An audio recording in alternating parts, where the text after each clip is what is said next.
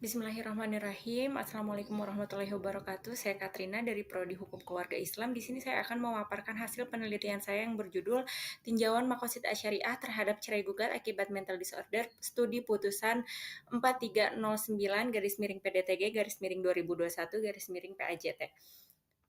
Peneliti dalam meneliti hal ini dilatar belakangi oleh perceraian yang bisa terjadi akibat cacat fisik atau penyakit yang dialami seperti dalam putusan nomor 4309-PDTG-2021-PAJT.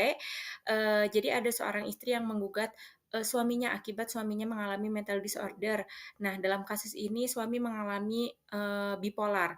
Jadi dalam pelaksanaan hak dan kewajibannya sebagai suami tidak akan sanggup dan terbengkalai. Maka penelitian ini mengkaji motif kebutuhan yang mendasari adanya perkara perceraian tersebut yang dianalisis dengan maqasid syariah.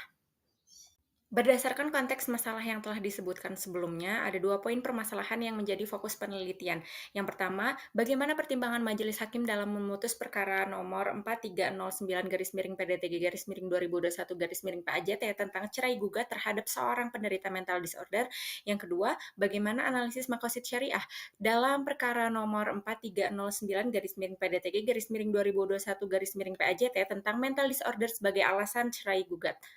Sebelum lebih jauh memasuki pembahasan tentang masalah yang akan dikaji dalam penelitian ini, maka ide pokok yang dianggap penting dalam judul ini yaitu pertama, perceraian. Dalam pasal 38 Undang-Undang Nomor 1 Tahun 1974, perceraian adalah putusnya perkawinan. Dalam hukum Islam, istilah yang digunakan untuk perceraian adalah tahlak atau furqah, yaitu pembukaan ikatan dan pembatalan perjanjian.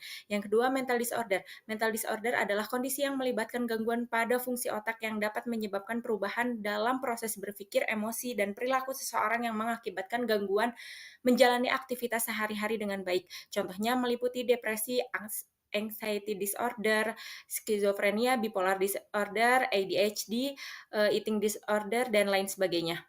Selanjutnya, maqasid syariah. Maqasid syariah harus berorientasi pada 5 hal, yaitu agama, jiwa, akal, keturunan, dan harta. Metode penelitian yang dipakai adalah metode hukum normatif yang merupakan pendekatan penelitian hukum yang memandang hukum sebagai suatu sistem norma terstruktur dengan pendekatan kasus yang bertujuan mencari nilai kebenaran terhadap peristiwa cerai gugat akibat mental disorder yang terjadi sesuai dengan prinsip-prinsip maqasid asy-syariah.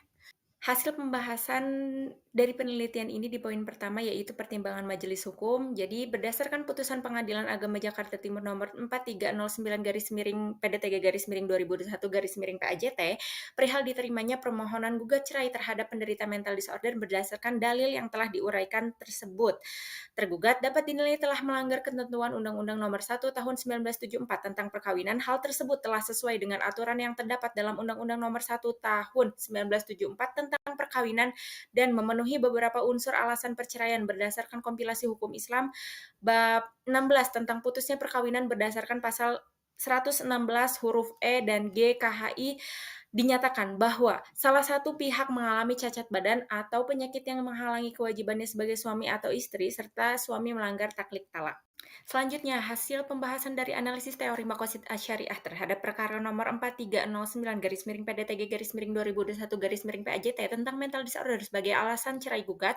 Yang pertama, hifdzuddin, istri merasa terancam baik melalui ucapan maupun tindakan suami dan terjadi perselisihan terus-menerus akibat kondisi tersebut yang mengidap gangguan jiwa atau mental disorder. Dalam konteks ini, perceraian dihadapkan di pengadilan agama sejalan dengan prinsip syariat Islam yang menuntut penghilangan kemudaratan. Yang kedua, hifdzun nafs. Suami melakukan kekerasan fisik terhadap istri tanpa alasan yang jelas, menunjukkan bahwa suami tidak menjaga keselamatan jiwanya sendiri, istri, dan anak-anaknya. Yang ketiga, hifdzu akal. Karena suami mengidap mental disorder, maka berdampak kepada seluruh anggota keluarga. Dampaknya menimbulkan perasaan sedih, marah, kecewa, cemas, dan trauma. Oleh karena itu, dalam keadaan seperti ini, perceraian diizinkan dalam syariat Islam. Yang keempat, hifdzun nasl. Pertengkaran antara orang tua memberikan dampak negatif bagi kesehatan psikologi anak. Padahal, anak seharusnya mendapatkan lingkungan keluarga yang damai dan perilaku yang positif terutama dari kedua orang tuanya. Yang terakhir, hifdzun mal. Suami tidak memberi nafkah karena harus menjalani pengobatan di rumah sakit jiwa, membuat jiwa istri tidak terjaga dalam hal harta dan istri merasa terbebani tentang nafkah.